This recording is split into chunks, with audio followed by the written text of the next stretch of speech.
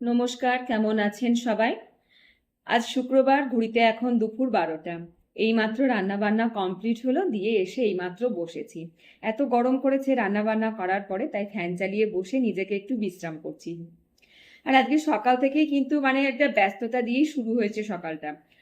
আজকে যে শুক্রবার, আজকে গোল্ডিদের স্কুল সেরকম ছিল না, ছুটি আছে। কেননা আজকে গোল্ডিদের স্কুলে ফাইনাল রিহার্সাল ছিল নাচের। কেননা আগামীকাল তো শনিবার, ওদের স্কুলে কিন্তু বৃক্ষরোপণ ও বর্ষামঙ্গলের অনুষ্ঠান আছে। তার জন্য আজকে স্টেজ প্রস্তুতি করবে, ফাইনাল রিহার্সাল দেবে, সেজন্য স্কুলটাকে আজকে বন্ধ রেখেছে। মানে পঠন পাঠনটা হয়নি। আবার সোমবার থেকে পঠন পাঠন শুরু হবে। তার জন্য বন্ধ ছিল, কিন্তু নিয়ে যেতে হয়েছে 6:45 নাগাদ গোল্ডিকে আজকে স্কুলে, ওখানে তো ফাইনাল রিহার্সালের জন্য।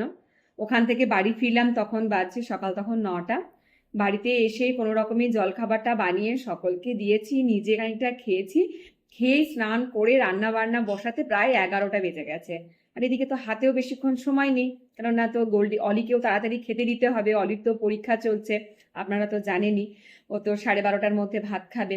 তাহলে এদিকে যদি তাড়াতাড়ি করে রান্নাটা না করতে পারি, ভাতটাই বা কি করে দেব। মা ভাতটা বসিয়ে দিয়েছিল বলে তাড়াতাড়ি করে ভাত হয়ে গেছে, মাছের ঝোল হয়ে গেছে, আর একটু পরে অলিকে খেতে দেব। তাই এখন বসে আছি, ভীষণ গরম লেগেছে।